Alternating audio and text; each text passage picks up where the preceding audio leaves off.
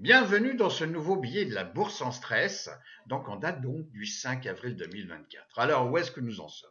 Alors le VIX, on va le voir juste après, il commence à remonter un petit peu. Alors jusqu'où il va aller, on va le voir, mais il remonte un tout petit peu.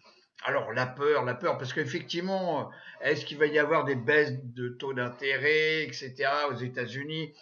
Bon, alors maintenant, il y en aura eu peut-être une au mois de juin, et puis on va voir est-ce que au mois de juin, il y aura tous les éléments pour avoir des baisses de taux d'intérêt. Alors, le SP500, on finit la semaine à 5204,35. Bon, le pétrole qu'il faut suivre, donc, on a clôturé à 86,73 et on est au-dessus de la 200D. Et la 200D est exactement au même point que la 50D.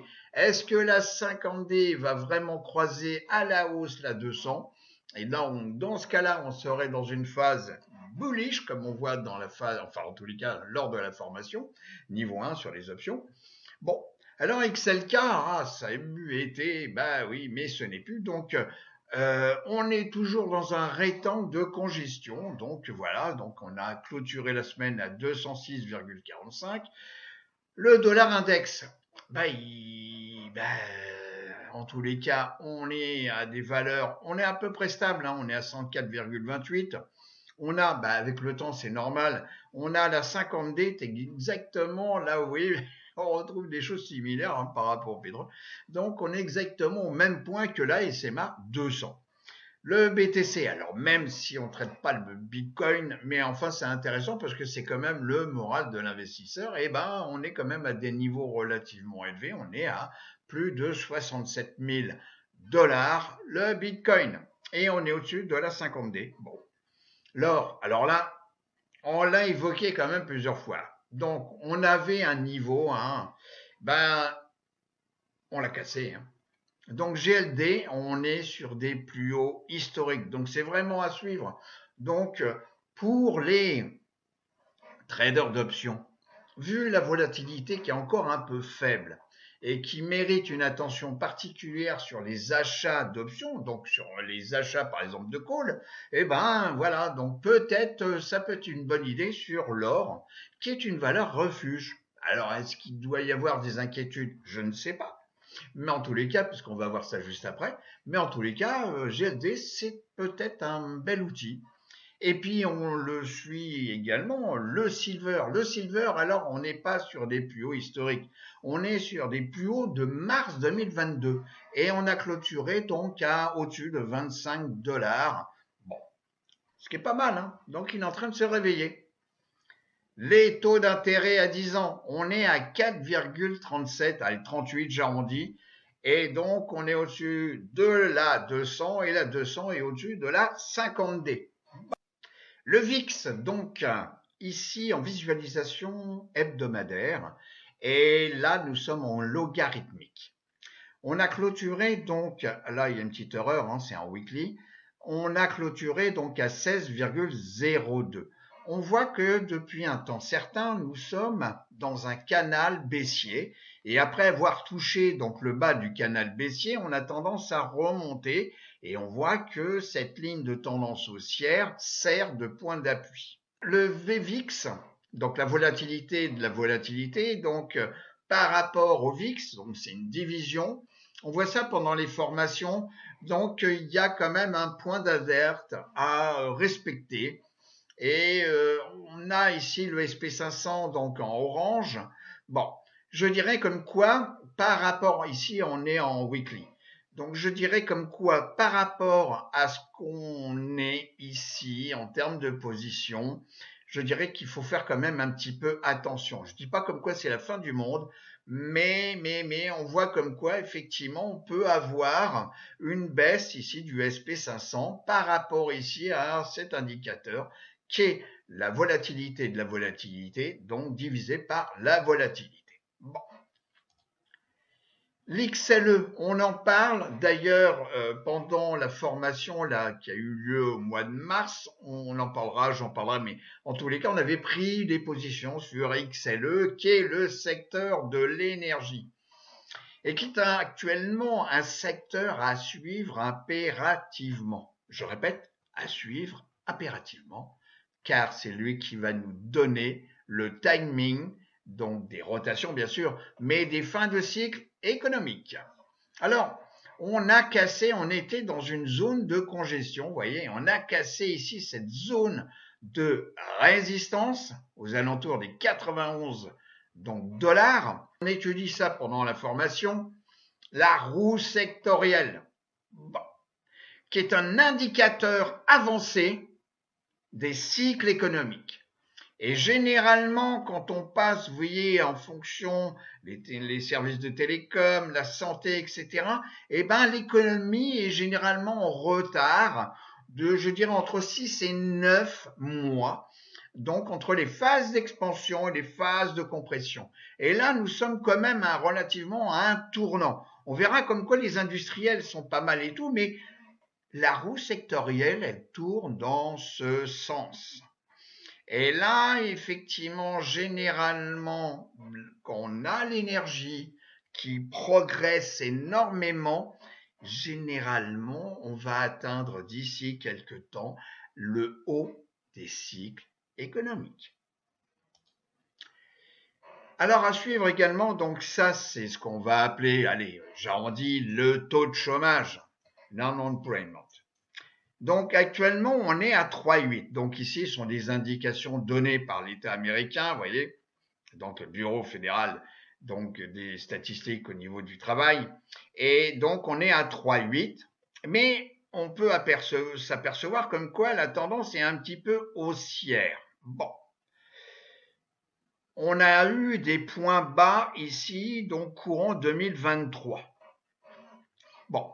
On n'a pas dépassé, c'est le point critique que tout le monde regarde, c'est les 3,94. Le SP500, lui, il est quand même sur des valeurs élevées. Alors, si jamais le taux de chômage a tendance à monter, est-ce que la Fed va accepter de baisser les taux? Ça reste à prouver. Ça reste à prouver. Donc, c'est pour ça que ceux qui se focalisent sur les baisses des taux d'intérêt, donc au mois de juin, risquent de se faire mal au nez.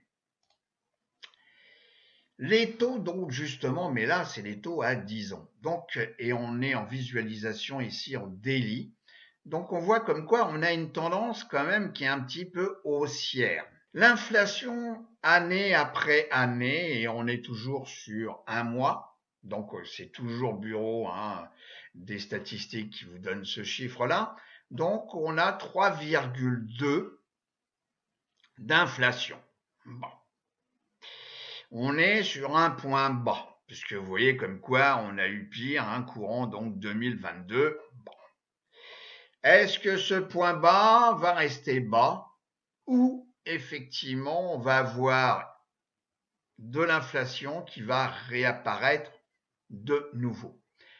N'oubliez pas que je vous ai dit comme quoi l'or et le silver, donc, étaient repartis à la hausse. L'or sur des plus hauts historiques et l'argent sur des plus hauts depuis quand même quelques années. Bon.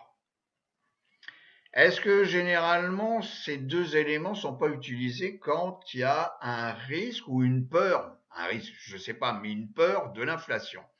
Généralement oui. Et le RSI ici 14 pourrait donc repasser en direction de la ligne de neutralité, donc des 50. Alors le Nasdaq Composite en weekly, vous voyez comme quoi on a clôturé à plus de 16 000, donc 248. Bon, on est toujours sur des niveaux un petit peu plus élevés que l'ancien plus haut ici visité. L'ETF, le QQ, l'ETF adossé sur le Nasdaq 100, on vient de clôturer donc à 440 cette semaine puisqu'on est en visualisation weekly.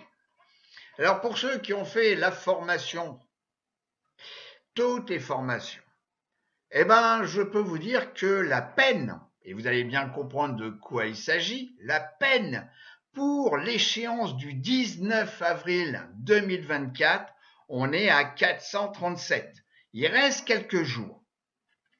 Ça veut dire que grosso modo, le marché va tirer les ficelles et s'orienter vers cette valeur peut-être des 437 ou, puisqu'il nous reste encore, allez, on va dire moins de 15 jours, mais peut-être, ça risque de changer, mais c'est juste à titre d'information que je vous donne ce chiffre-là.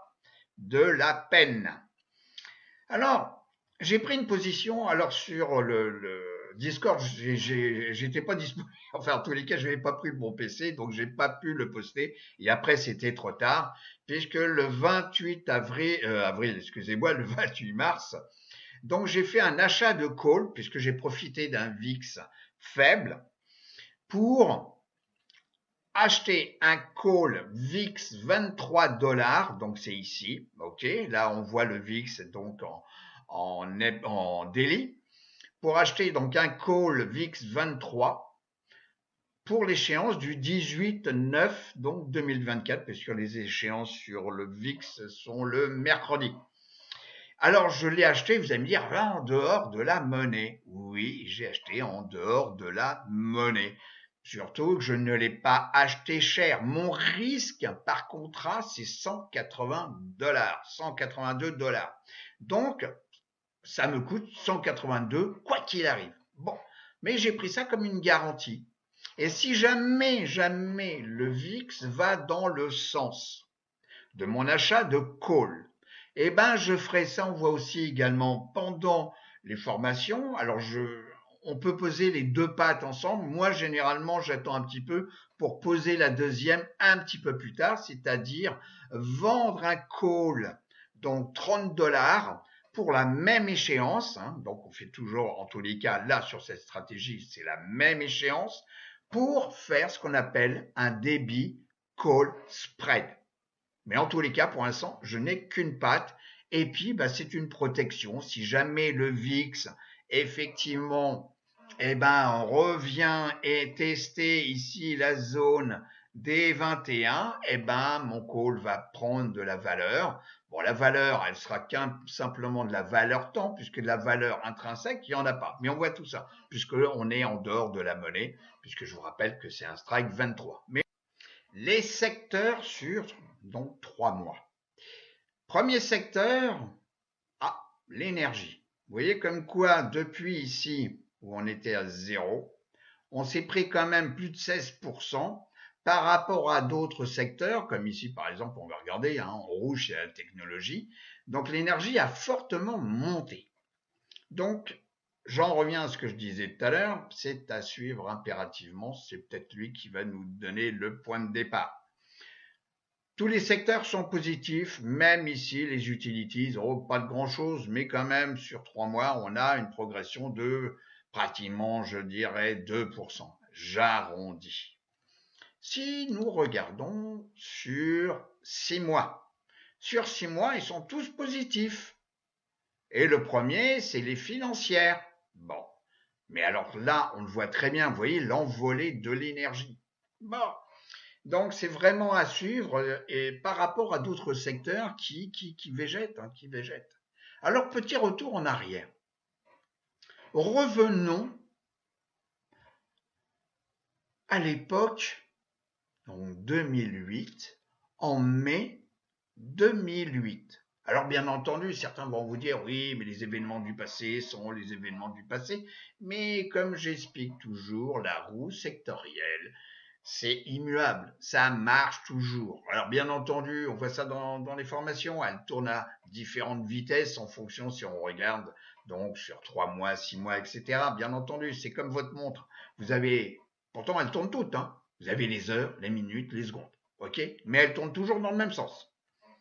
Donc là, le premier secteur à cette époque-là, donc c'était l'énergie. Et vous voyez comme quoi les autres, elles végétaient un peu. Bon, on avait ici, donc, je vous rappelle, mai, c'est marqué, c'est voilà, 9 mai 2008, et on avait donc ici la santé qui était négative, ainsi que les financières. Bon, alors pourquoi